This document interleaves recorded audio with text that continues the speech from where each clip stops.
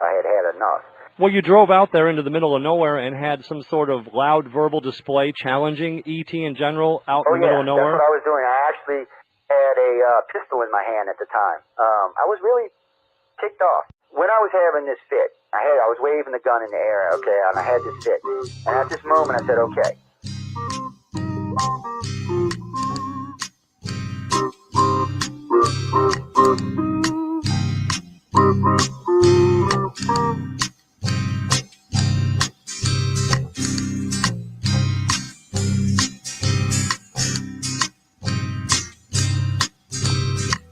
He was a Louisiana man named Montaldo.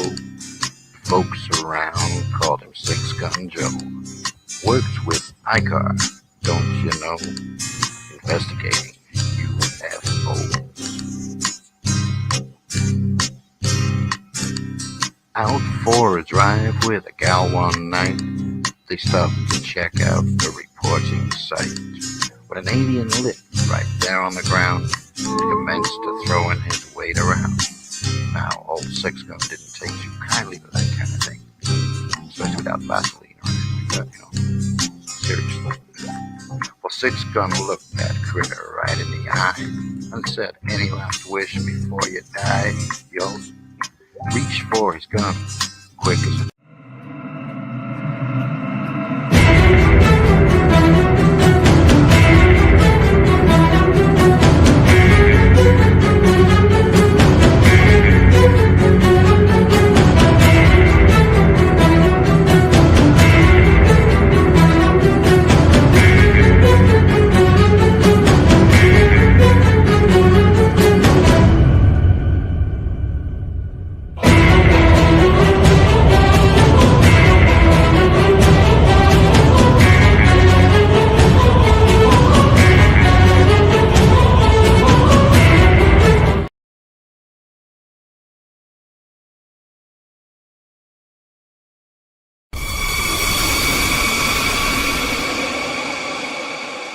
Are you ready to explore the unknown?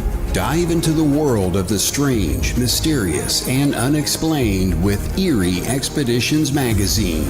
Each issue is packed with spine-tingling tales, cutting-edge paranormal investigations, and exclusive insights into hauntings, cryptids, UFOs, and more. Whether you're a seasoned investigator or just love a good ghost story, Eerie Expeditions Magazine has something for you.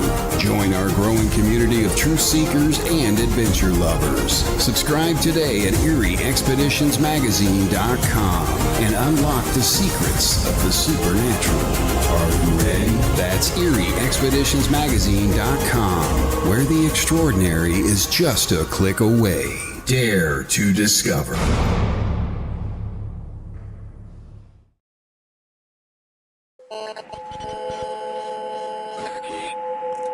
What's out there? What creates the shadows in the corners or the creatures of the dark? Who are those on the other side? What do they have to say? This is the Gateway Podcast. This is not your normal style of paranormal talk radio. Brought to you live from United Public Radio Network, 107.7 FM New Orleans.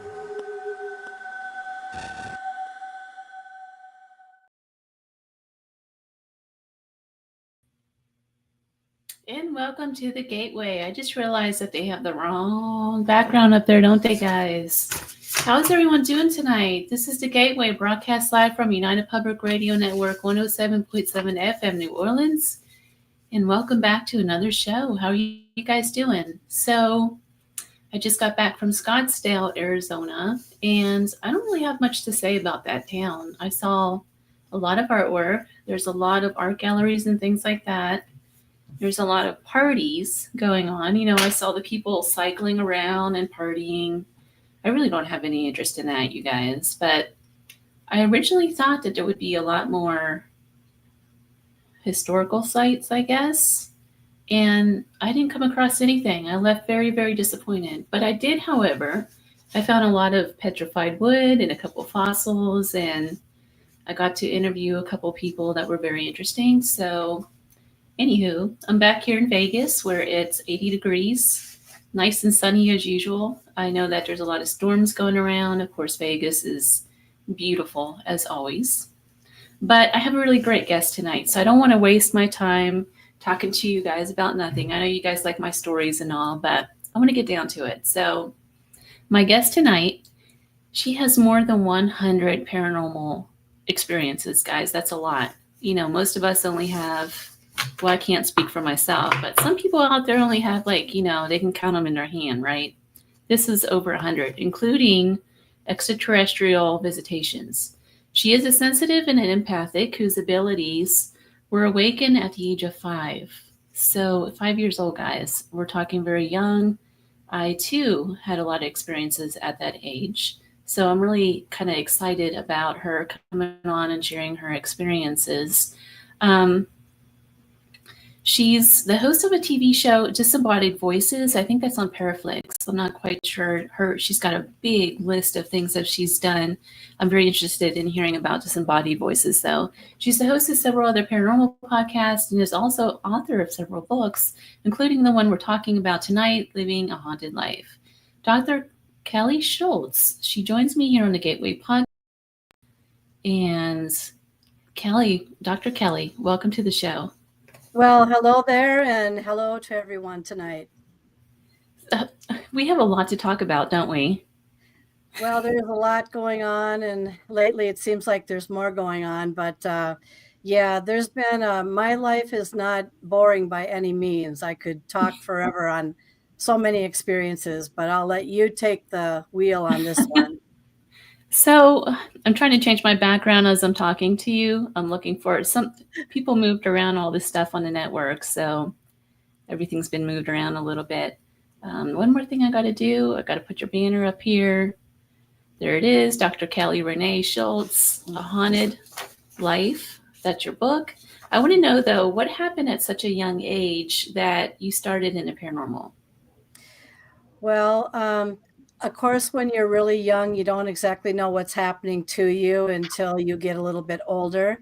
I would say that how I evolved in all this started out when I was around 3, 4, 5 years old, when I was having visions in my dreams. And at first I thought, oh, what a coincidence. You know, a kid doesn't think, oh, what a coincidence. They think, oh, how interesting. I would see these visions show up on, back in my day, we had, if anyone can relate, these black and white box TV sets with the tube, you know. And so I'd go out looking for cartoons, and some news flash would come up. And let's say I dreamt of maybe an airplane crash or some type of a war or some unrest of some sort. And all of a sudden it would, like what I was dreaming would come up over the television set. And I would stand there and look like, oh, isn't that kind of interesting? I just had that dream. That's really interesting. And I had several of those dreams, but I wasn't able to connect the dots at that age. But I want to add something to this. When I had aged a little bit more, 9, 10, 11 years old, I started to be able to predict behavior. And it's like I knew what was going to happen to somebody before it happened, or it just seemed like it was just so obvious. But back then I was blaming everything or thinking everything that I was doing was coming from my genetic makeup. And so I thought, wow, I've got some really good genetics compared to everybody else. Yeah, I know. What a crazy thing to think of when you're, 9, 10, 11, 12 years old. But, oh, my genetics are better than your genetics. Like you're Superwoman or something. I felt like it because it was just so obvious. I mean, I could tell if something was going to happen to somebody. I just knew. And it was like, how did you not know that? But, you know, things evolved over time. But, of course, I came into my ability. I came to recognize things were happening to me. And later on, of course, I was able to put a name with these abilities. For example, I would be staying overnight not overnight, during the day, after school at my grandparents' house. And there was one time, I always hated staying there by myself. You know, they're very loving grandparents, but they're always running errands.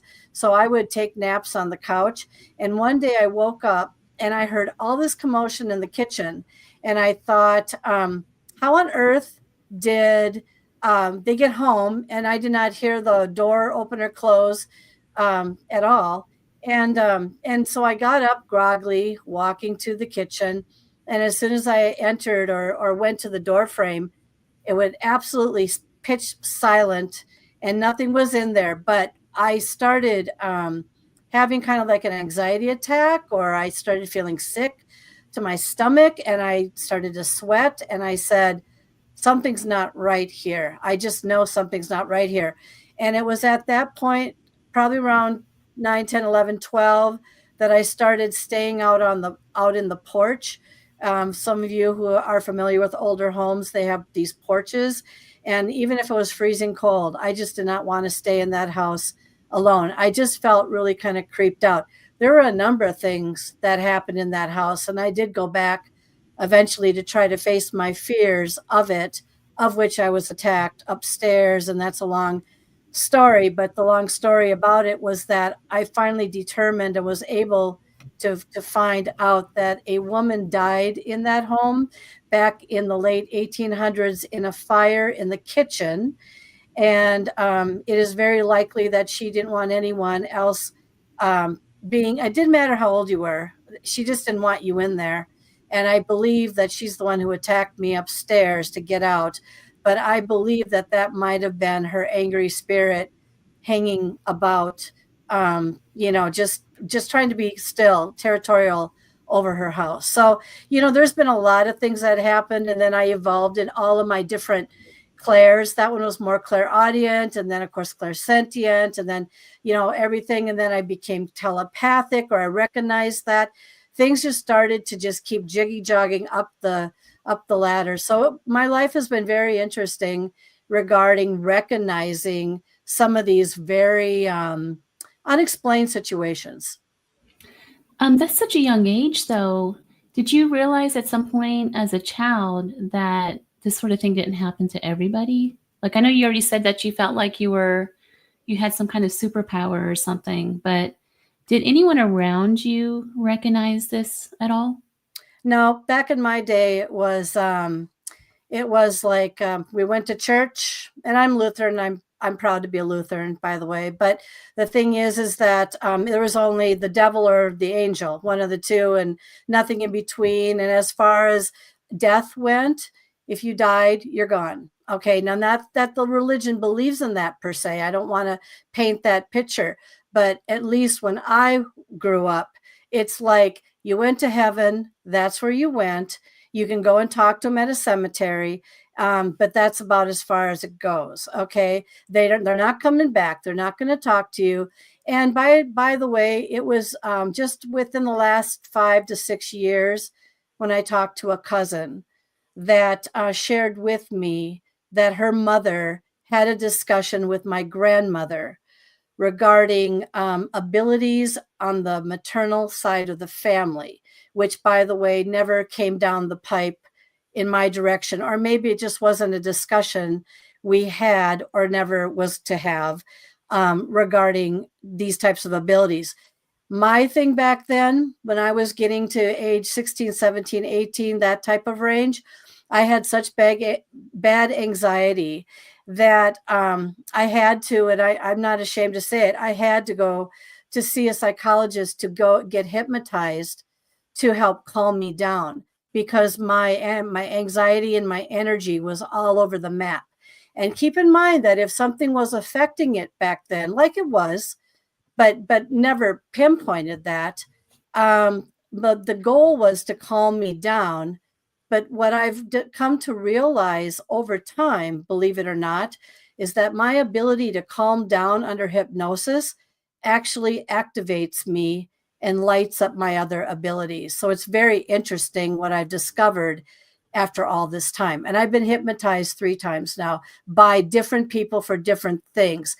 That session with that person at that time had several sessions, but I just came to kind of figure that out when I was getting hypnotized and regressed because of other things that had happened to me. So what are some of the abilities that you have? Because you have a wide range. I did some research on you this afternoon. Can you talk about what they are a little bit?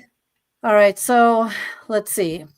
So I would say clairsentient, clairaudient. That's when I recognized when I started out at very young, and I was having these, could hear things that I could not see.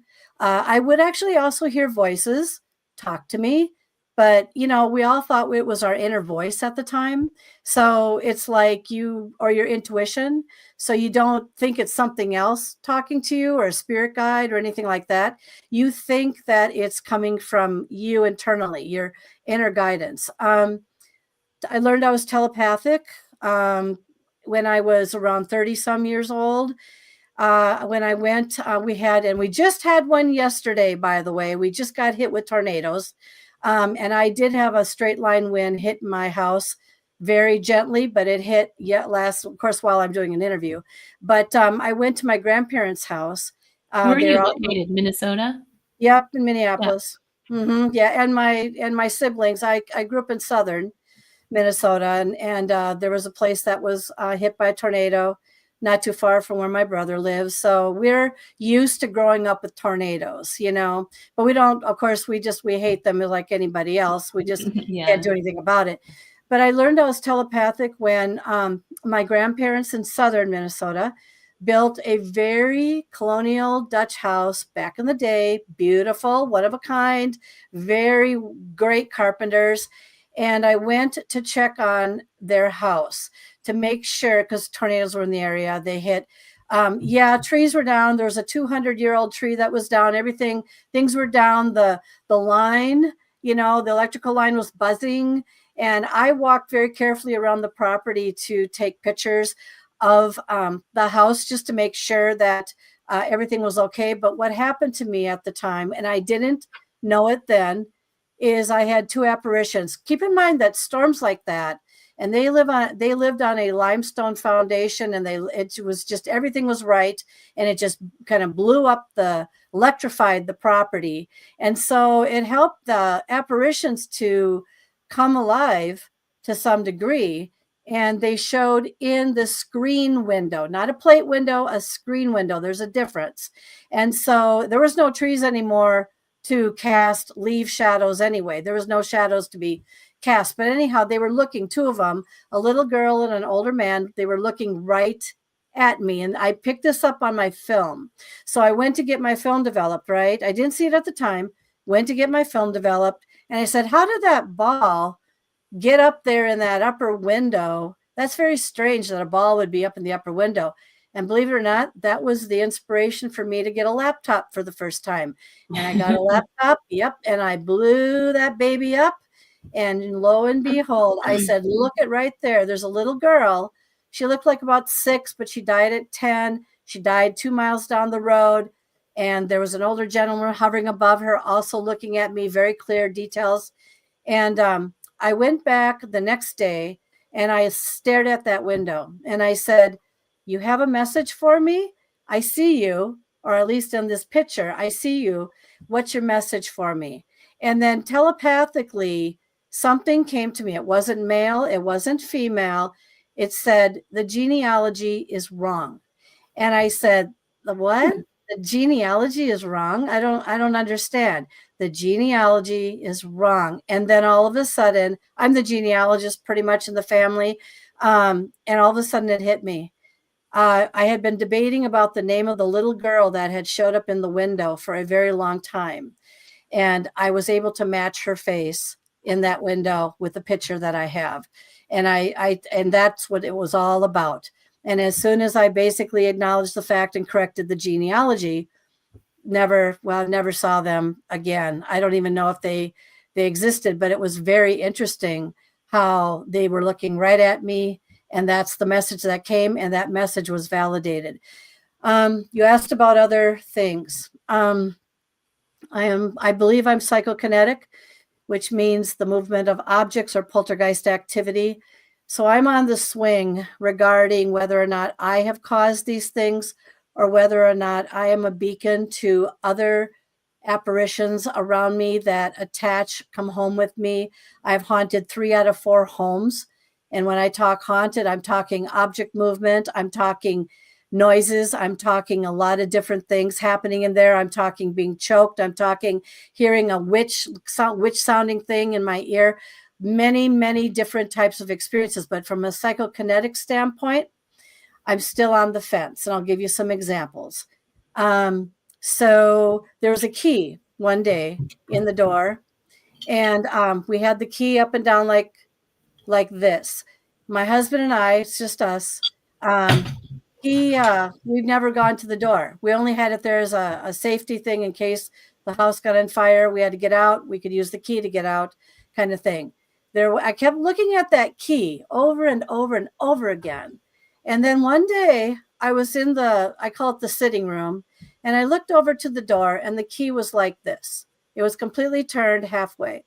And I thought, oh my God, how did that key get turned halfway? So of course you're going to ask the husband, right?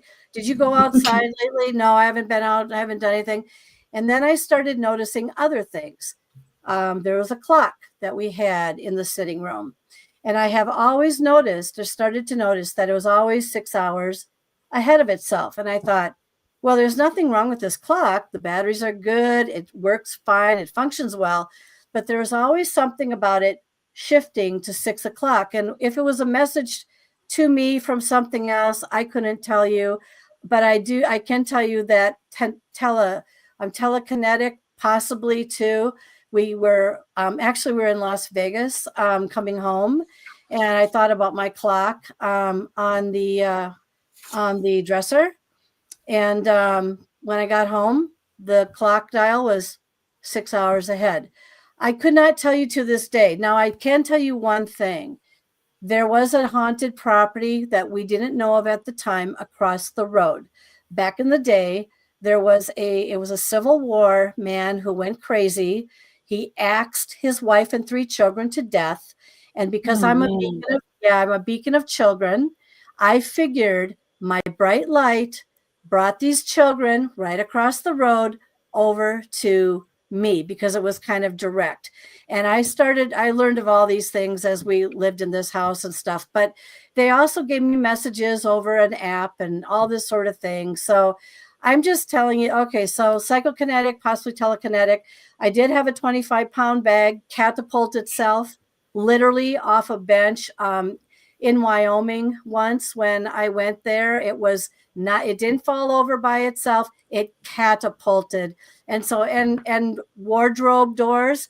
We had a wardrobe from, remember the gentleman I said that showed in the window? He's my great grandfather. His wardrobe, I have it in my house, but we refinished it. But before it got refinished, we kept it out in our garage. And one day, I kid you not, God is my witness, it was not humidity. It was not anything to do with environment at all.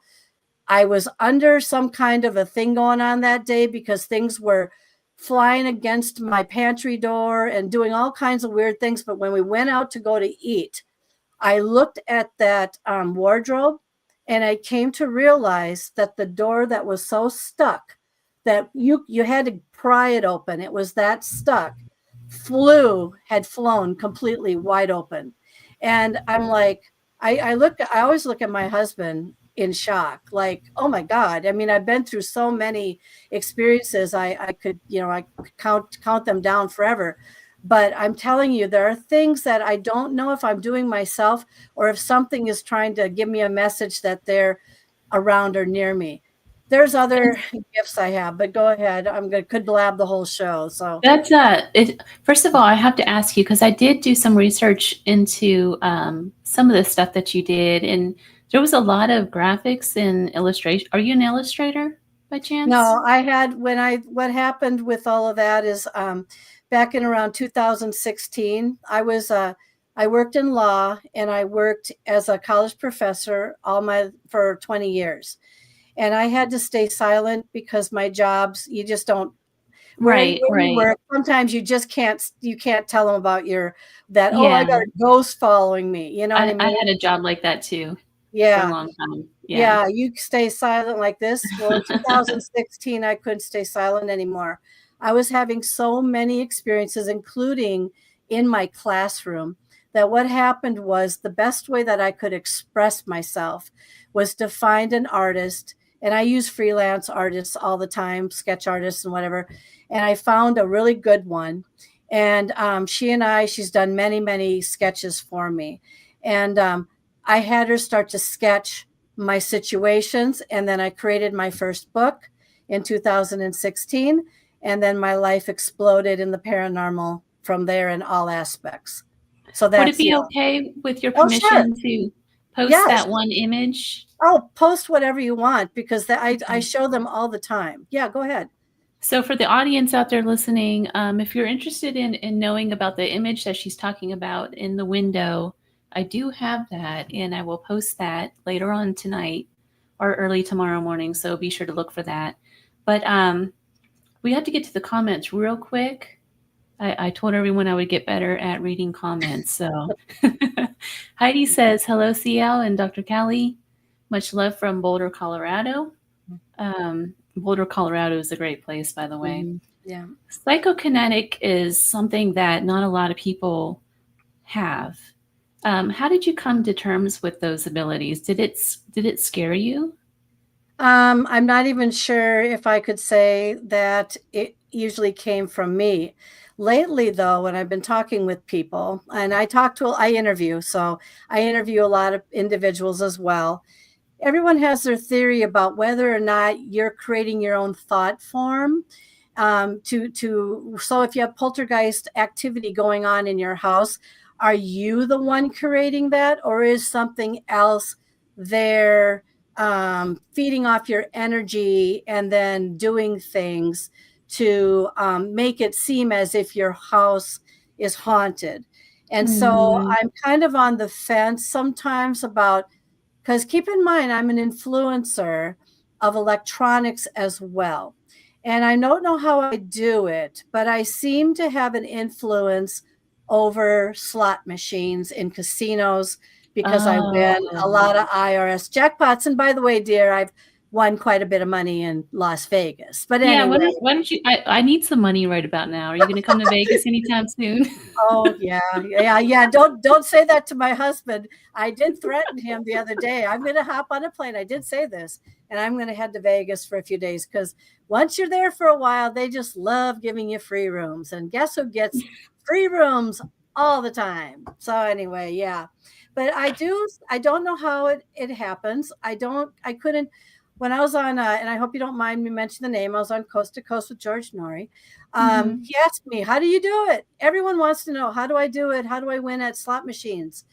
I can't. If I knew, would I not be a millionaire by now, for God's sake? Well, yeah, I was just going to tell you that. Look, if you came to Vegas, we could spend a whole weekend, because by the time they catch on, we could just move on to the next casino, We could walk out of there with enough money to make everyone listening here a billionaire. Well, I did win $3,000 after being attacked in Zach Bagan's haunted museum, my dear. So, tell me about that. I was attacked in there too. I want to hear your story. Did you go in there? Did you? Yes, twice. Oh, okay. Mm-hmm. Well, here's my story. I shut it down for 8 minutes. Yep, single-handedly. All right. So I went in there with all my sleeves rolled up, and I was ready to go. Actually, I was a little bit nervous before. My sister came out there with me. She wanted to go into that museum. I said, I will go in that museum, but I said, I have reservations. I said, I'm a beacon. If there's anything in there, it's going to come to me. It's going to make itself known. When we were outside getting, all that paperwork signed out or filled out and all that sort of thing, I had a cross on above me here. And so I started rubbing it. And maybe that was the wrong thing to do, because the minute we started walking into that place, things already started to happen. And I did photograph a face that was in the main room, the ticket room, before we actually went into the museum. But I went in there calm. And I said, just pretend you're going into an antique store and just enjoy the moment and just take it all in, and don't be upset by anything, and just let your soul do the talk. Well, guess what I did? I opened up my soul. So about halfway through, we got to this one theatrical thing where the guy, I don't want to give what he does in there away, but we got halfway through, when I thought, oh, this is nothing more than just like going into an antique store. And then all of a sudden, my life changed. We went into the puppet room, and the puppets didn't move except one did. And it turned and it started to look right at me. It didn't look at anyone else. It wanted to look right at me. And I looked at it and I thought, oh God, I'm in for it. Something has picked up on me. I left that room, went to the coffin room, was very ill inside and wanted to hurl. And I picked where the chair was. I mean, I don't want to give his secrets away, but there's a chair in that room of many. And he says, which one do you think this shadow person came out of? And I just kind of trance-like, and my hand fluttered down and I just pointed at the chair. Out of all these chairs in that room, I picked the one this shadow person apparently came up out of. Well, we sat in those chairs. I felt very sick. I did not go up to the coffins. It was when we went up the back stairs. I don't know if you remember the back stairs, going up as if you're going into the, I want to say it's the crying boy room, or actually the next part was the clown room. It was, they got me on the stairs. I was the leader of about 10 people or so, give or take. And we're heading up the back stairs. I was still fine. And I don't know if it was frequency attacked or what, but something took every living ounce of feeling and energy, knocked it right out of my body to the point where I fell on the steps. And I thought, oh, how embarrassing. I'm the leader, and I'm falling on the steps. I crawled up the rest of the steps. And when I got up to the steps, I stood and I went flat back towards the wall, and I went into an immediate trance. And and so I stayed, my eyes went closed. My sister's standing next to me. She's screaming. She's trying to knock me out of this. The people shut the place down. They had the cameras on me.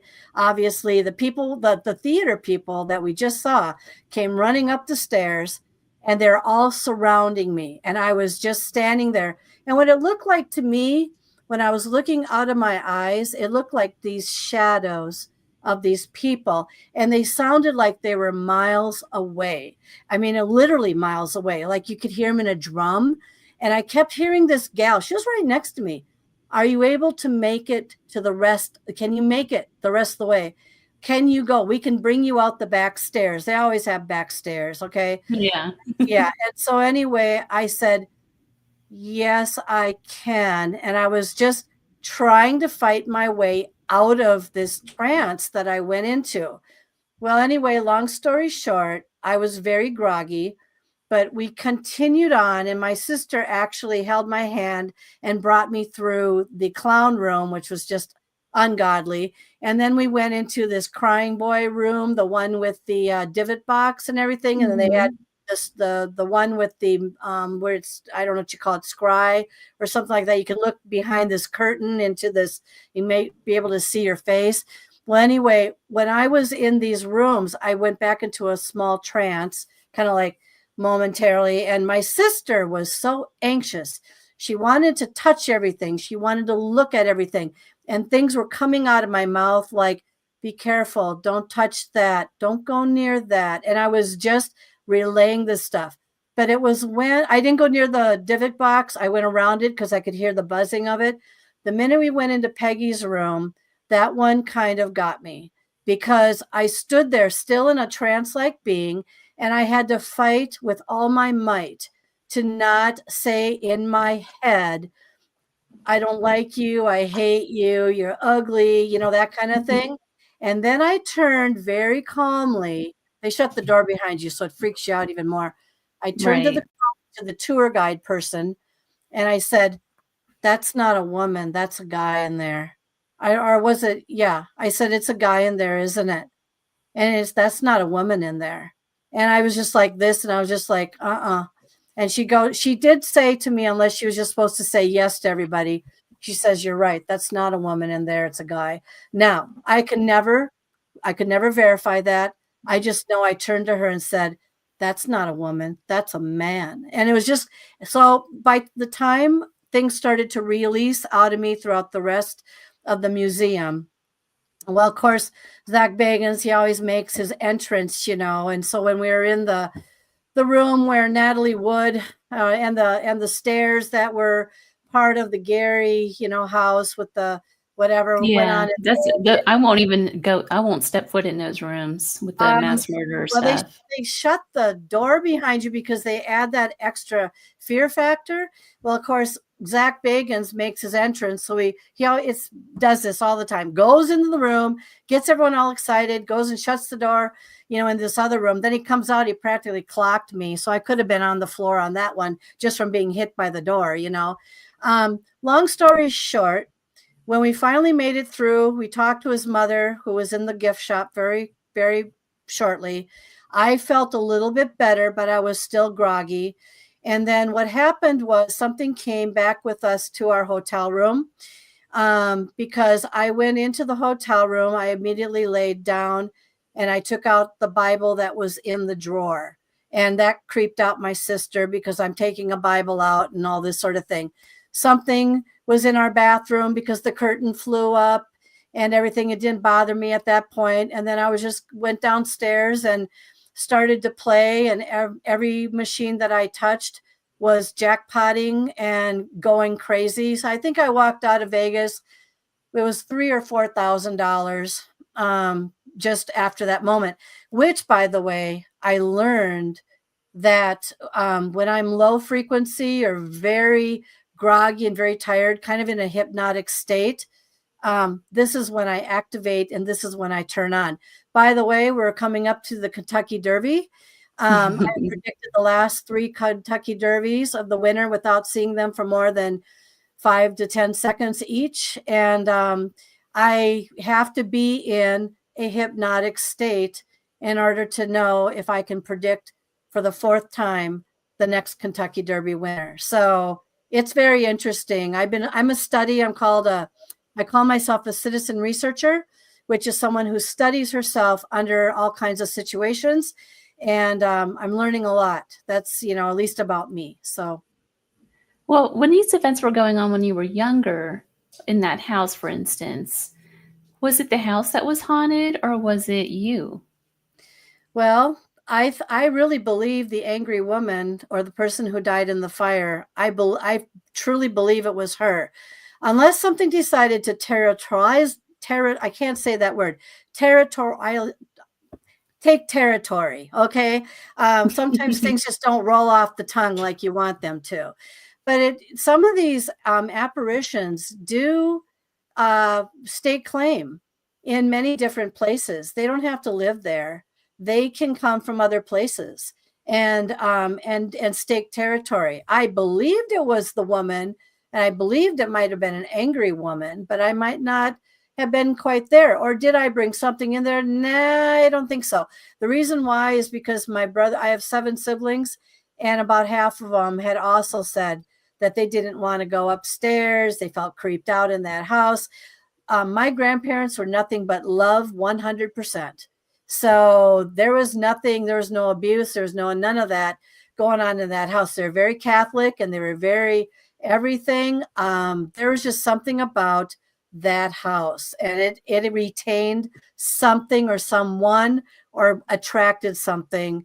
Or maybe we're a bunch of little beacons when we were staying over there and something followed somebody in there. I don't know. It's hard to say. I truly believe if you have gifts, such as in any of the clairs, that you can become a beacon in a way. Anyways, did these events when you were younger, did they traumatize you? And if so, how did you deal with that back then? Because there wasn't a lot of people that you could talk to at that time. I couldn't talk to anyone. I mean, I went to a psychologist to calm myself down from all this anxiety. How do I not know to this day that anxiety wasn't caused from my sensitivity of being able to pick up things that I could not express or explain or even recognize, right? We never talked about this stuff. So you internalize it, which is another thing, by the way. You can cause trauma within yourself by internalizing and holding within yourself things that you don't get out. Does that make sense to you at all? And so for the longest time, I held in a lot of, I don't know, things that bothered me, I held it all in. So after a while, you need an outlet. You need to get that stuff out. And I thought that by my talking about it and by my being hypnotized and calming down, that would help me. And it did. I felt calmer. But the thing is that things can come back at a moment's notice for any reason. So it's hard to say. But trauma started, I think, for me at the age of 3 when my baby brother died. And I didn't understand death at that time. And there was a lot of grief in the house. And I was trying to just understand death in and of itself. So I think it started as early as that. But then all these traumas over time or things that happen and you internalize them, eventually you've got to get that out. Otherwise, you just kind of, you become maybe a stronger beacon. Keep in mind that the brain rewires itself every time you have a traumatic event that it feels like it needs to rewire itself from. And I really believe that with some of the situations I've had, I almost died in a community swimming pool during swimming lessons. I was traumatized during that because I was literally drowning and they didn't see me. And then finally someone saw me and pulled me up. So I never stepped into a pool or the water after that moment in my entire life. I do like being around water, but I refuse to go into the water because I could never get over that. So there's other kinds of traumas that can add to emotional trauma too. It's interesting because it's so easy for your brain to rewire itself like that when you experience some kind of trauma. We see it a lot with soldiers today with PTSD. Yeah. And right now there's a lot of studies going on about how to reverse that wiring. I've been doing some research into that. So potentially there's a way to rewire your brain to deal with things like depression and everything else from these little traumas that caused all that stuff to begin with. It's kind of interesting. Yeah. The other thing about that, though, I know one person. The other one, I've talked to many people who have had traumatic events in their lives on my shows and stuff. And I always ask the question, were you in trauma? Did you have an accident? Did something happen to you? Were you shocked? Were you this, were you that? And of course, a lot of them are saying, yes, that's how my abilities came into be. But I do know one person, though, that when they got when their brain rewired due to some kind of an incident, it rewired into the wrong place. And they became different in terms of not necessarily having abilities, but their personality changed and became meaner. And so, you hope that if you have to have any rewiring going on up there, that it rewires you to a spot that is not going to create for you additional problems in the future. So, right. That's a good point. I don't know. There just seems to be like a lot of, if they could figure that out, they can rewire like schizophrenia and all this stuff. It'd be really interesting. In your work, you also talked about extraterrestrial visitations that have occurred. Was that when you were younger? And do you think that has something to do with some of the abilities that you have? Well, I've gone to many psychics. I know many psychics. When things happen in my life, I always want to find out, where did this come from? Why did this happen to me? What caused this? All the questions. And my dear, I had a extraterrestrial visitation very close by to you in Las Vegas as well, in a hotel room, which I'll talk about in a second here. I've had people tell me I was born with my abilities to affect electronics. They feel that has some type of an extraterrestrial connection. I can't prove anything. I just listen to what they have to say, and I watch myself because I'm a citizen researcher. The first time that I believe that came to me was when I was in Las Vegas in one of your high class hotels, because again, I win money. Which one? I gotta know. I'll tell you off air. I know everyone right now is like, oh, she's no fun. the thing is so here's what happened. I'll tell you what happened. So I was on, and you can do process of elimination maybe. I was on the 60th floor in one of your upper class hotels because remember, I win a lot of money. So everybody wants me back. Okay. For free. Here you go. Well, I go to Las Vegas and I had been for years. I'm going on my 12th book now, but I've got the 11th one. I go there to write my paranormal books and I go by myself.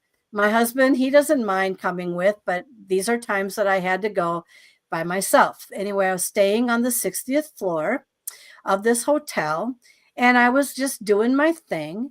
And one night it was perfect sky, perfect moon, perfect this, perfect that. And I've had a lot of other paranormal experiences in Las Vegas, by the way, but this one was more extraterrestrial.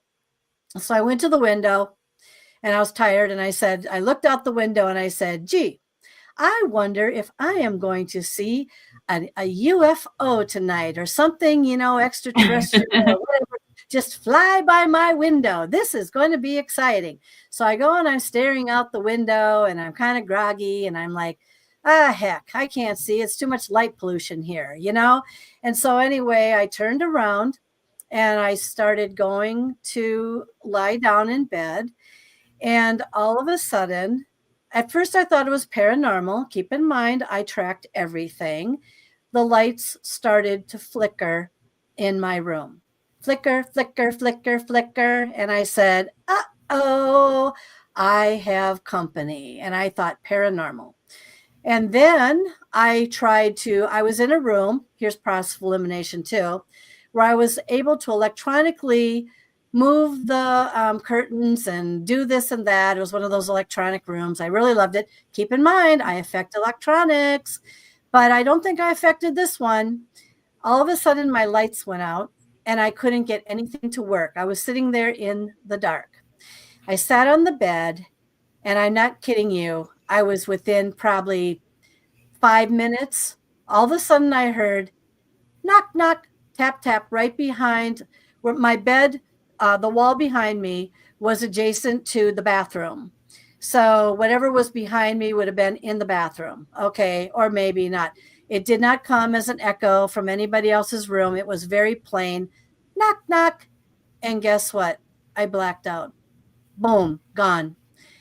I woke up the next morning. Yep. And I said, I feel kind of funny. And I couldn't figure out what went on, what happened. But I was out black as coal. Don't remember anything, but I do remember the feeling when I woke up.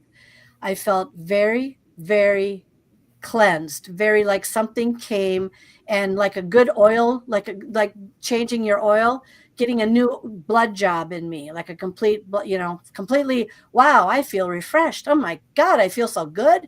I never feel like this. Holy cow. All right. So long story short, I didn't think much of it. I was still thinking paranormal. I don't know what happened to me. I thought, wow, I blacked out really fast. I must have been tired. No, it was after the knock, knock, and I was gone. And then about 3 years later, I had a psychic in my house, one of my homes that was very poltergeisty. And I had asked her to go through the house and tell me if she could pick up anything. And we sat down and then she looked at me and she said, this was like a UFO-ish type psychic. She goes, I need to tell you something. She said, you've had an encounter. And I looked at her and you could just imagine me looking like, what? And yeah, like, huh? When? In here? Oh, I wouldn't doubt it in here. Everything happens in here. No, she goes, no, it wasn't in here. You were in a hotel room somewhere and it was, they came to check your blood. And all of a sudden I just sat there and I said, I think I know where you're talking about. They came to check your blood because I don't want to start crying, but I was diagnosed with cancer. So that's what happened. And she said it was there to help me and prepare me to get ready for my cancer surgery. Just give me a second. Wow.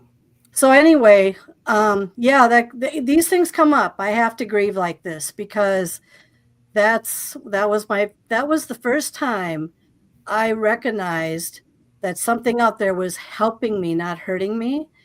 And he believed it, and she was very adamant. She said, nope, they came to help you. Get ready. Oh, by the way, I'm fine.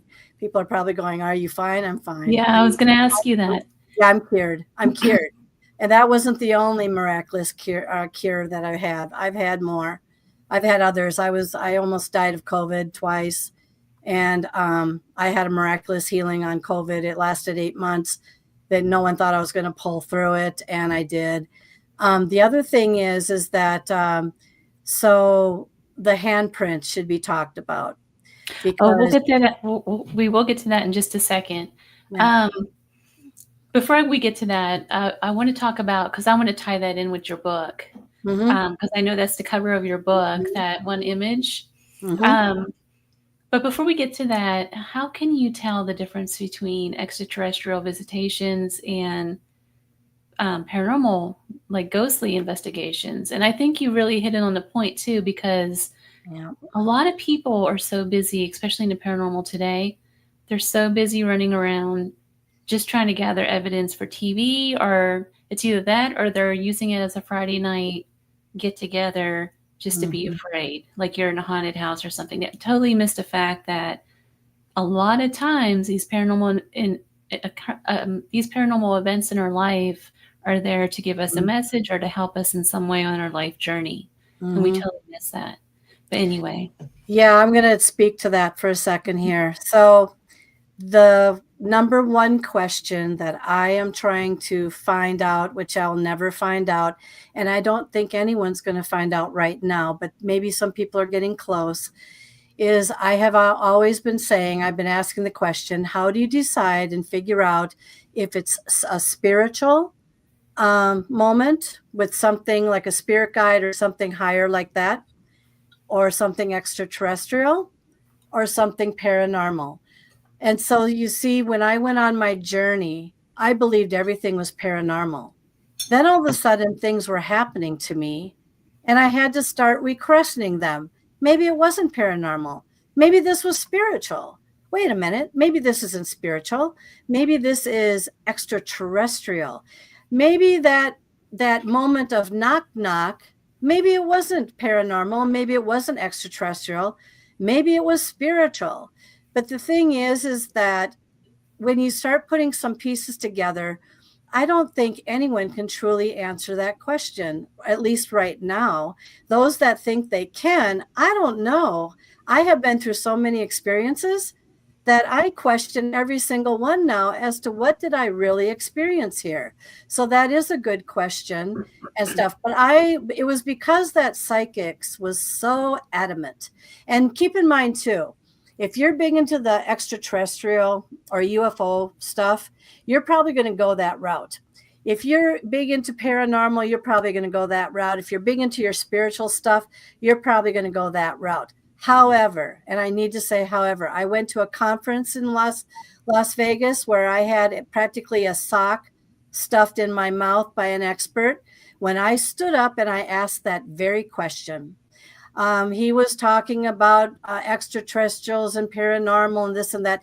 And I said, I've had enough to myself. And I stood up and I raised my hand and I said, how can you tell whether or not I'm not doing this myself? Is it paranormal? Is it me? What is it? And I described to him all the things that were happening to me. And this is what he said to me. He said, in very kind words, he said, I cannot begin to tell you how many people come into my office every single day that have the abilities that you have described to me. How do you not know you have not been abducted at some point in your life, memory erased, abducted and brought back, and you don't remember this stuff, but all of a sudden now you have these abilities? How do you not know that? You sound very typical of someone who's been abducted. Now, keep in mind, it depends on who you are influenced by, who you might trust, who you might believe in your journey of trying to figure out who you are and what has happened to you. But some things cannot be denied. and cannot be explained. Where's the stuff coming from?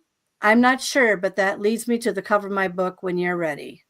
I am definitely ready to talk about that. A lot of people say that they wish that they had the abilities that you have, or mediumship in general, any kind of abilities. You know, there's all these classes about people trying to develop abilities, et cetera, et cetera. But you always say, be careful for what you wish for. Yep, be careful what you wish for. I just had somebody on my show the other day. I wish. Oh my God. When I was younger, I wished I could see a ghost, right? Everybody in my class. Oh, I've seen a ghost. Oh, I've been around a ghost. Oh, we have one in my house. I could not figure out, was this something you could see, something you could feel? I had absolutely no idea what we were talking about here. It took 30 years for them to show up in the window on the property where I said, I wish I could see a ghost, and I wish I could see a ghost on this property. And guess what? My wish came true, but it came true 30 years later, and it came to me on film, and it's probably the most famous picture that I have. And I told them at the time, you are going to be famous, because it's a very clear image, and it's a very heartfelt image. But yeah, be careful what you wish for, because once you turn it on, sometimes you just can't turn it off. And once you're a beacon, your beaconness can get bigger.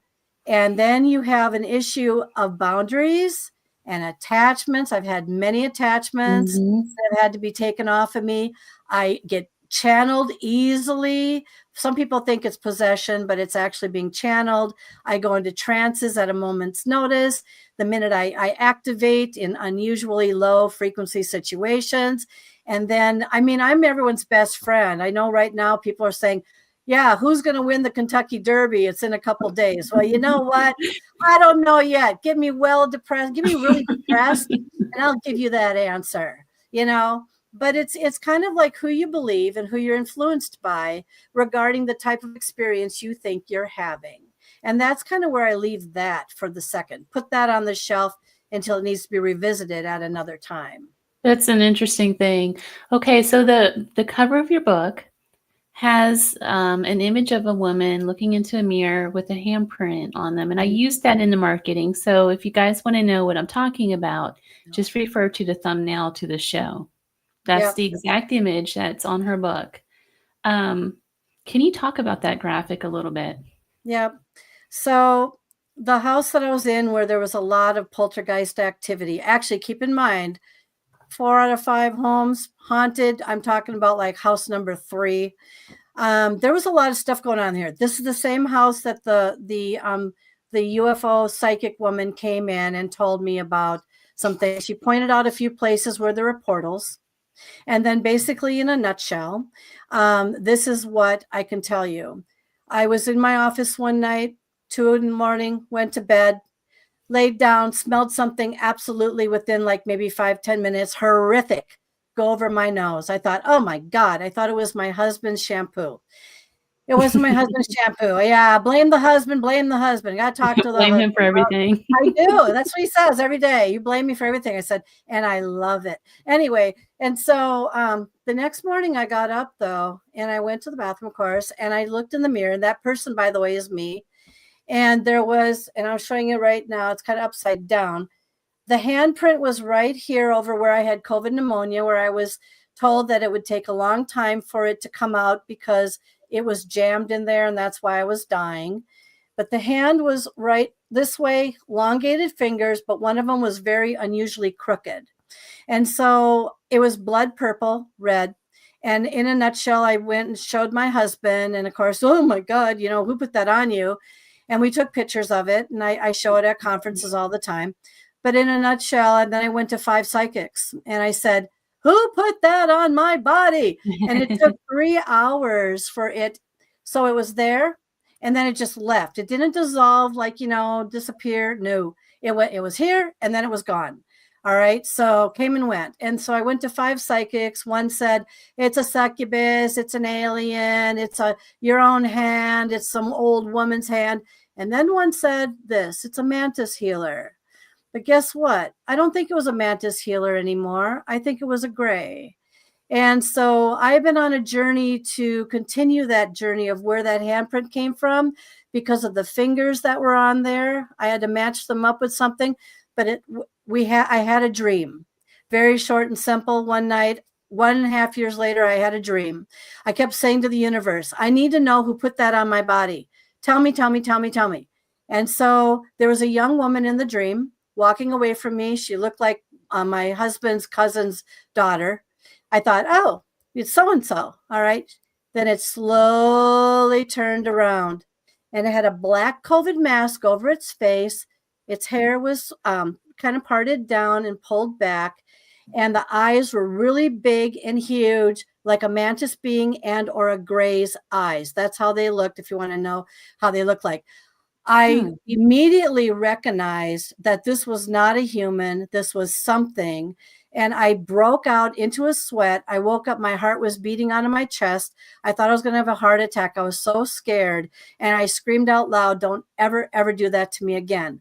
Long story short, after talking with a pretty good psychic, he said that was the image of something that said, I'm the one that came to heal the rest of you for your COVID pneumonia, because it was right over exactly the spot where it was. And by the way, it's gone now. I'm completely healed. And do I believe that it healed me? Yeah, I do. And do I believe it was either a mantis being because they're healers or a gray? It was one of them. And will I ever know which one? No, but I don't want to know either. So, but it was not an old woman's hand. It was not my own. It was not a succubus. It was something that came because I asked the universe to please finally solve the problem for me. So I'm about 98% on that one. So that's the image that you see on the front cover of my book.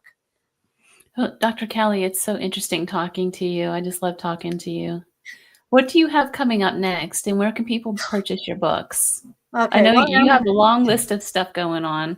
Yeah, I do. I've got an iron in the fire every 2 minutes. If you're interested, well, my most popular book is either Manifestations, Message Received, or Haunted Life, and you can find them on Amazon. I am creating, and I have a cover now for a new book that'll be out in July. It's called Phenomenon, and it's basically a book about unusual happenings, and I just think it's a good storytelling book.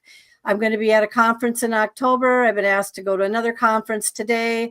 I don't know if I'll speak at that one yet. I'm writing, I'm interviewing, and I'm going on vacation. So, just to give a little bit of rest here before we wrap it up and bring us to the end of the year. So I sure wish I would have downloaded a picture of the book, but I didn't. I should have. But you guys, you have another book coming out too, don't you?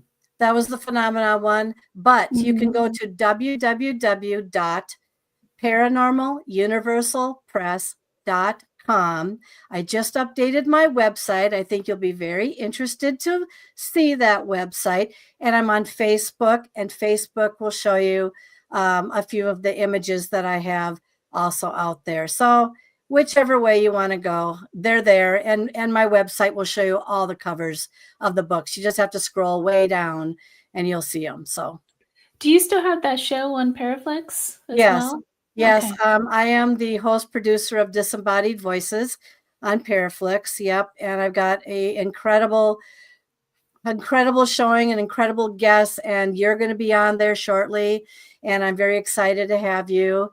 And so, yes, that's www.paraflix.com. And you get 3-day free trial if you want to try it out. And it's very, very inexpensive if you want to see some new content. But I'm on there. And again, I'm excited to have you on there too. That's going to be really great and fun. So, yeah. Yeah, I'm so honored that I'm going to be on there too. Thank you so much for asking. And thank you for being part of the Gateway. Thank you so much for having me. When you get that other book out, I'll definitely have you come back and we'll discuss your book. Sounds good to me. I'm right. Pencil me in. Thank you, Dr. Callie. Yeah, thank you. You guys, you've been listening to the Gateway Podcast, broadcast live from United Public Radio Network, 107.7 FM New Orleans.